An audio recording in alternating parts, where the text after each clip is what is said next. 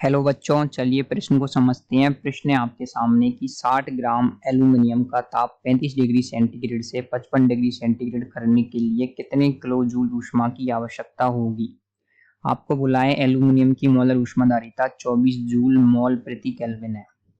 तो आपको निकालना है कि यहाँ पर आपको निकालना क्या है कि कितने किलो जूल ऊष्मा की आवश्यकता होगी। तो ऊष्मा किस में निकालनी है? किलो जूल में।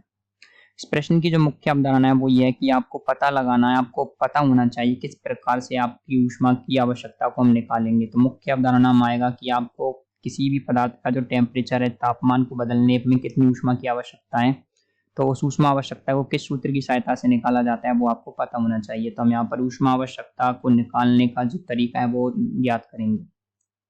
तो आपको दिया क्या हुआ है? देखिए, दिया हुआ है आपको एल्यूमिनियम कितना है? 60 ग्राम। 60 ग्राम एल्यूमिनियम का परमाणु भार होता है 27। तो इसका जो मोल निकाल लेंगे हम, एल्यूमिनियम के जो मोल है वो कितने आ जाएंगे? 60/27।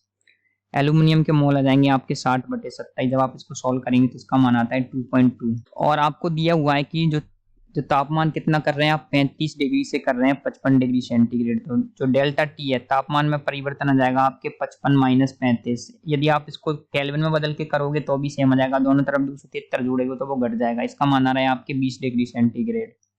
आपको एल्यूमिनियम की जो मोलर ऊष्माधारिता है जिसको आप बोलते हैं सीएम, इसका मान दे रखा है 24 जूल प्रति मोल प्रति kelvin. 24 joule mole inverse kelvin inverse. देखिए क्यू का मान किस प्रकार से निकाला जाता है? क्यू का मान निकाला जाता है ऊष्मा परिवर्तन NCM डेल्टा टी। एन क्या है यहाँ पर? एन दिए हुए पदार्थ के मोल है, सीएम है आपके मोलर ऊष्माधारिता, डेल्टा टी है तापमान में परिवर्तन। तो देखिए हमको यहाँ पर सारे की सारे मान दिए हुए हैं, तो आपके जो एन का मान है, एन का मान देखिए आपके कितना आ रहा है? 60/27 या फिर 2.2 इनटू सीएम का मान आपको ऑलरेडी दे रखा है 24 जूल मोल केल्विन इनवर्स। लेकिन हमसे प्रश्न में पूछा है किलो जूल, तो किलो जूल में बदलने के लिए इसको 10⁻³ से गुणा कर देंगे।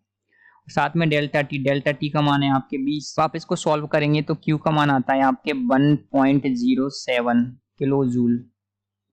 तो क्यू का मान आ जाएगा आपके 1.07 किलो जूल। यही हमारे प्रश्न का उत्तर होगा। हमारे प्रश्न का उत्तर क्या आ जाएगा? क्यू बराबर आ जाएगा आपके 1.07 किलो जूल।